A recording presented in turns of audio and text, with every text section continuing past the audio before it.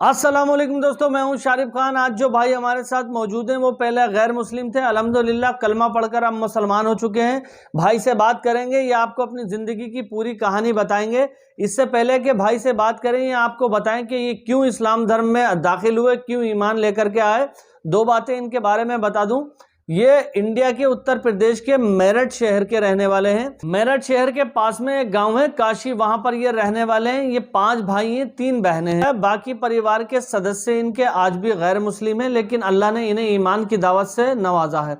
ये आपको अपनी जिंदगी की पूरी कहानी के बारे में बताएंगे कि कैसे इन्हें ईमान की दौलत हासिल हुई। इस गाँव में ये रहते हैं, वहां पर ज्यादातर लोग मुस्लिम लोग हैं, जहां पर इनको छोटी छोटी नॉलेज की बातें इस्लाम धर्म की मिलती थी।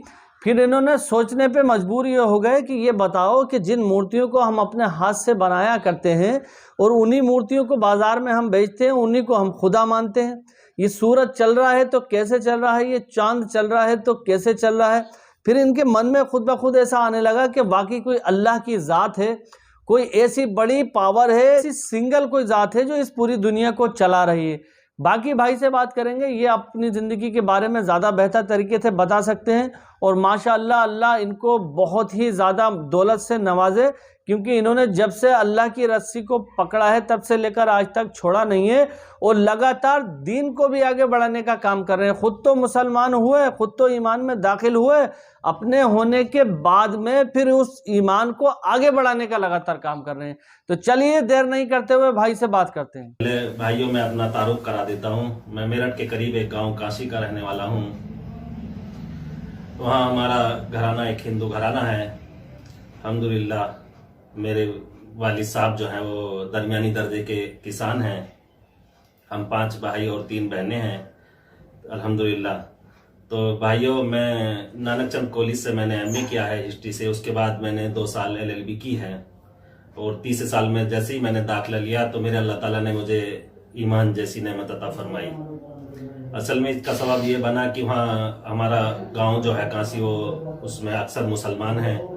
तो वहाँ मुसलमान साथियों से मेरी दोस्ती हो गई। तो वो लोग मुझे जो है सुबह शाम समझाते थे कि देखो दुनिया को बनाने वाला चलाने वाला तो सिर्फ एक अल्लाह है, उसके अलावा कोई कायनात को बनाने चलाने वाला नहीं। लेकिन हम लोग तो जो है हिंदू फैमिली थी तो वो अपने अपने मज़ाहिब के फॉलो करते थे। तो मेरे भाइयों जब वो मुझे समझाने लगे कि वो बनाने वाला तो एक ही है, तो ये मेरी समझ में आती थी ये बात मेरी कि अल्लाह ताला ही बनाने वाला है, चलाने वाला है। तो मैं सोचता था कि सारी सृष्टि को बनाने चलाने वाला एक ही हो सकता है, अनेक नहीं हो सकते। क्यों सूरज अपने वक्त पे निकल रहा है, चांद अपने वक्त पे निकल रहा है और सारी सृष्टि उस बनाने वाले के हिसाब से चल रही है, तो इसको चलाने वाले 10-5 नहीं हो सकते, एक हो सकता है। तो इसी दौरान कुछ साथियों ने और मजीद उनसे दोस्ती हो गई और दूसरे साथियों से जो मदरसे में पढ़ते थे हापुड़ में, उन्होंने मुझे समझाया कि ये एक अल्लाह बनाने वाला है, उसके अलावा कोई पूजा के लायक नहीं। ये आदमी अपने हाथों से बना लेता है मूर्ति, इसको बनाने वाले भी इंसान हैं, इसको बेचने वाले भी इंसान हैं, इसको पूजने वाले भी इंसान हैं और फूट जाए तो उठा के फेंकने वाले भी इंसान हैं। तो ये खुदा नहीं हो सकते।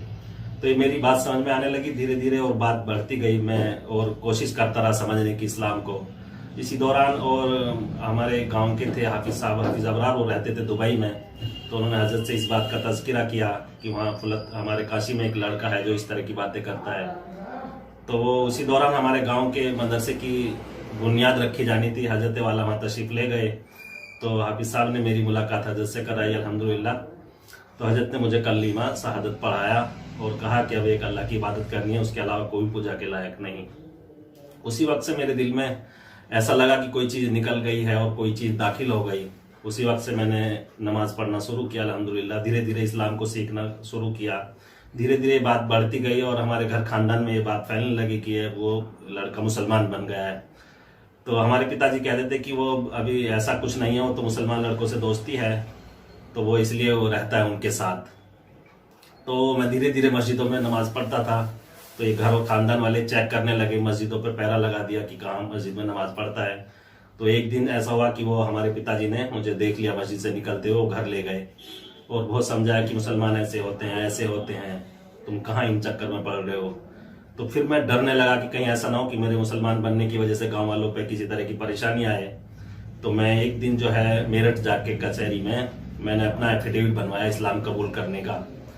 और फिर और हिम्मत हो गई कि अब कुछ नहीं बिगड़ सकता क्योंकि अब मैंने सर्टिफिकेट बनवा लिया है। तो फिर धीरे धीरे और बात बढ़ गई और पूरे इलाके में ये बात फैल गई कि वो लड़का जो है मुसलमान हो गया है। तो अल्हम्दुलिल्लाह एक दिन मैंने मौका लगा के, मेरे साथियों ने मुझे मशवरा दिया कि तुम मरकज चले जाओ निजामुद्दीन। तो मैं निजामुद्दीन चला गया, वहां से मैं चिल्ले की जमात में गया और जैसे ही मैं वापस आया चिल्ले की जमात से तो गांव में एक हंगामा बर्पा हो गया। तो वो फसाद की शक्ल इख्तियार कर ली गांव में। तो वो पुलिस से जो है, पुलिस थानेदार मुझे वहां से लेके आ गए थाने में और बहुत सारी बातचीत करने के बाद उन्होंने कहा कि तुम अब अपने घर में नहीं रहोगे, कोई ऐसी जगह बताओ जहां तुम रह सको हिफाजत से, आपको खतरा ना हो। तो मैंने अपनी जिंदगी में पहली बार मरकज में इतने मुसलमान देखे थे। तो मैंने कहा कि अच्छा आप मुझे दिल्ली मरकज छोड़ आओ। तो जब वहां लेके गए लोग तो उन्होंने कहा मरकज के जिम्मेदारों से कि ये आप लिख के दो कि ये लड़का हमारे पास है। तो उन्होंने कहा कि भाई लिख के तो नहीं देंगे, यहाँ इतने लोग आते किसकी जिम्मेदारी निभाएंगे। तो उन्होंने कहा कि हमें ऊपर से ऑर्डर है, इस तरह छोड़ के नहीं जाएंगे। तो फिर वो वापस मुझे ले आए मेरठ प्रतापपुर थाने में। फिर रात को 11:30 बजे पूछा कि अब बताओ अब क्या करें, तुम्हारा कहाँ ले जाएंगे। मैंने कहा भाई हमारे फुलत में हमारे जानने वाले हैं, हमारे हजरत रहते हैं, तुम मुझे वहां ले चलो। तो रात को ये मुझे ले गए फुलत। तो जब फुलत वहां पहुंचे तो हजरत के घर पे वहां गए। हजरत वहां तशरीफ नहीं रखते थे, अब इलियास और दूसरे और साथी वहां थे। तो उन्होंने कहा, पुलिस वालों से पूछा कि क्या बात है, क्या हुआ। उन्होंने कहा कि लड़का मुसलमान हो गया है, इसको रखना है। तो उन्होंने कहा कि अच्छा छोड़ जाइए। तो वो छोड़ के चले आए। अल्हम्दुलिल्लाह 2003 के बाद से अल्हम्दुलिल्लाह मैं अब तक खुल्लत में हूँ। मेरा अल्लाह का एहसान और उसका फजल है कि उसने मेरे हजरत वाला की ज्योतियों में मुझे ले जाके रखा है। ये मेरा अल्लाह का बड़ा एहसान है कि उसने मुझे जैसे ईमान देकर मुझे इज्जत बख्शी है। प्यारे भाइयों, असल तो अल्लाह ताला ने ये जो ईमान हमें दिया है ये ऐसी बड़ी नेमत है, ऐसी बड़ी नेमत है। आदमी के पास दुनिया की सारी नेमतें हैं और ये ईमान ना हो तो उनकी कोई हैसियत नहीं। ईमान इतनी बड़ी नेमत है। तो प्यारे भाइयों, उन जरा सी मैं तन्हाई में बैठ के सोचता हूँ कि अल्लाह पाक अगर ईमान ना देते तो आदमी कहाँ कहाँ अपने सर को झुकाता हुआ फिरता और दर दर की ठोकरें खाता फिरता। अल्लाह ने एक अल्लाह के सामने झुका के आदमी को इतनी इज्जत बख्शी है, इतनी इज्जत बख्शी है। दुनिया की तमाम नेमतें इसके सामने फैले हैं अगर ईमान उसके पास ना हो। मेरे भाइयों, इस ईमान की वजह से अल्लाह ने हमें इज्जत वाला बनाया है। कुरान करीम में अल्लाह ताला ने हमारी तारीफ की है और हमारा ओहदा तय किया है, कुंतुम खैरा उम्मतिन उखरिजत लिन्नास तामुरुना बिल मारूफ व तनहौना अनिल मुनकर व तुमिनुना बिल्लाह। तुम सबसे बेहतर लोग हो, तुम बेहतरीन उम्मत हो। तुम्हें इसलिए बर्पा किया गया कि तुम लोगों को नफा पहुंचाओगे, लोगों को भलाई का हुक्म करोगे, बुराई से रोकोगे और खुद भी अल्लाह पे ईमान रखोगे। मेरे भाइयों, अगर हम ये काम ना करें तो हमारे से गिरा हुआ कोई नहीं दुनिया में। हमारी इज्जत जो है सिर्फ इसी वजह से है। आज चारों तरफ जो ये परेशानियां और ये मुश्किलें आ गई हैं सिर्फ इसी वजह से है कि हमने अपने मकसद को भुला दिया है। अगर हम अपने मकसद पर खड़े हो जाएं तो मेरे भाइयों हर मंजिल हमारे लिए आसान हो जाएगी। उस ईमान वाले की हैसियत तो ट्रैफिक पुलिस के सिपाही की तरह है। जिस तरह वो चौराहे पर खड़े होकर एक तरफ हाथ देकर दूसरी साइड के ट्रैफिक को निकालता है और दूसरी तरफ हाथ देकर दूसरी साइड के ट्रैफिक को निकालता है, तो वो उसकी नौकरी बाकी है, उसकी इज्जत बाकी है। अगर वो बिल्कुल चौराहे से हटकर एसी में बैठ के दिन भर चाय पीता रहे और वहां सड़क पे जितने हादसे होंगे सबका जिम्मेदार वो है, तो क्या होगा, उसको हुकूमत जो है जूते मार के निकाल देगी, तुमने अपने काम को अंजाम नहीं दिया।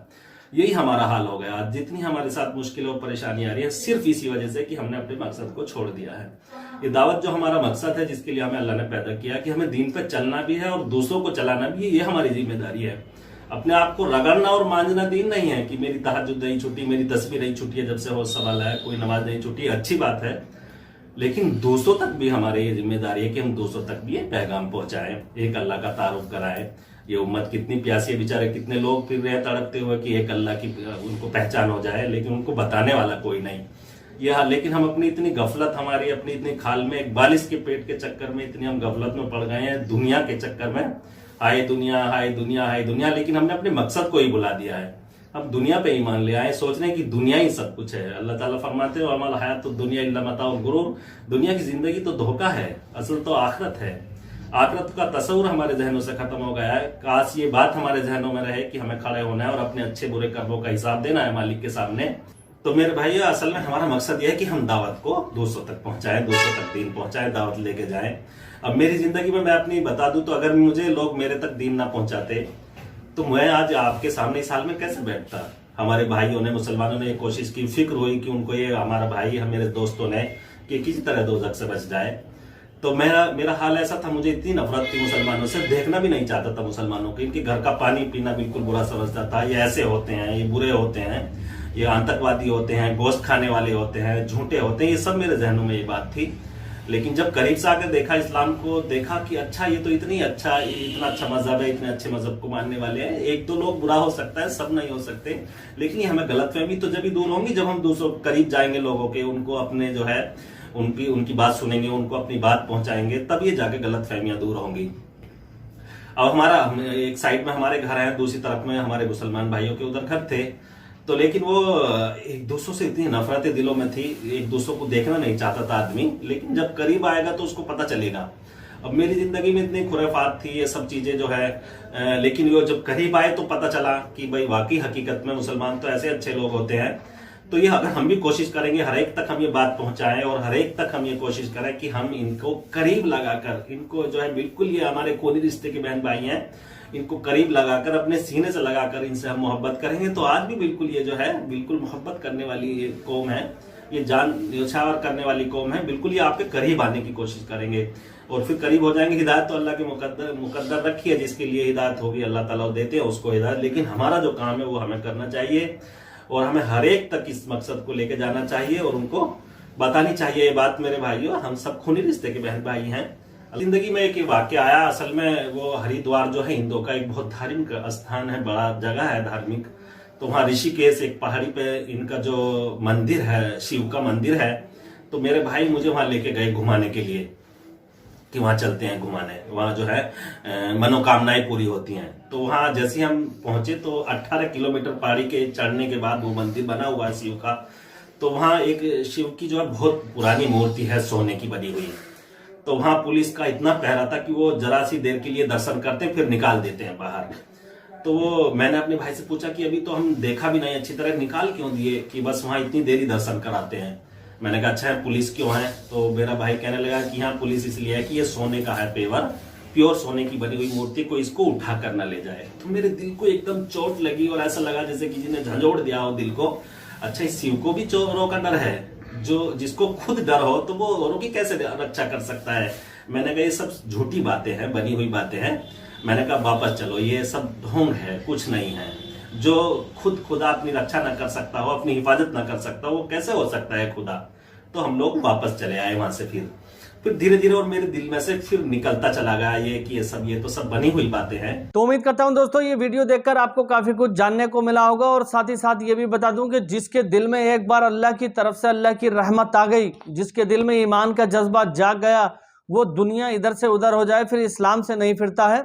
कुछ लोग ऐसे होते हैं जो सिर्फ नाम के मुसलमान होते हैं, जिन्हें ईमान के बारे में, इस्लाम के बारे में नॉलेज नहीं होती है, जो कुरान और हदीस की रोशनी से अपने दिलों को मुनव्वर नहीं करते हैं। वो लोग इस्लाम के बारे में पूरे तरीके से नहीं जानते। मैं आपको बता दूं, तारिक फतेह नाम का एक राइटर था जो पाकिस्तान से कनाडा में जाके बस गया था और फिर हिंदुस्तान में। उसका काम था इस्लाम को बदनाम करना। उसका नाम मुसलमानों वाला था, वो उसका जो नाम था वो सिर्फ मुस्लिम वाला था, बाकी वो सारे जो काम करता था गैर मुस्लिमों वाले करता था और लगातार इस्लाम की मजाक उड़ाने का काम किया करता था, लगातार इस्लाम को बदनाम करने का काम किया करता था। आरएसएस, बजरंग दल और विश्व हिंदू परिषद के लोगों के साथ में मिलकर के ऐसी अफवाहें उड़ाया करता था जिससे इस्लाम की बदनामी हो और लोगों के दिमाग में ये मैसेज जाए कि इस्लाम कोई धर्म ठीक नहीं है। लेकिन अल्लाह की ऐसी नालत पड़ी उसके ऊपर। फिलहाल 2-3 दिन पहले उसका जो है कार्यक्रम समाप्त हो चुका है, पूरा क्रियाक्रम उसका हो चुका है। अब वो इस दुनिया से फारिग हो चुका है। तो अल्लाह जिसको चाहे उसके दिल में ईमान की रोशनी भर दे और अल्लाह जिसको चाहे ईमान से खारिज कर दे। जो लोग अल्लाह के रास्ते से भटक जाते हैं उनके दिलों पर एक काली मोहर लग जाती है, उसके बाद उन्हें इस्लाम और ईमान समझ नहीं आता। तो अपनी प्रतिक्रिया जरूर दें, कमेंट में बताएं कि इस भाई की स्टोरी से आप लोग इंस्पायर हुए। क्या कोई ऐसा गैर मुस्लिम भाई है जो पहले गैर मुस्लिम था अब ईमान में दाखिल हो चुका है, या कोई ऐसा भाई इस वीडियो को देख रहा है जो ईमान में दाखिल होना चाहता है? कमेंट में जरूर बताएं। इंशाल्लाह फिर मिलूंगा इसी तरह की एक नई वीडियो के साथ। तब तक दुआओं में याद रखना। खुदा हाफिज, जय हिंद, जय भारत।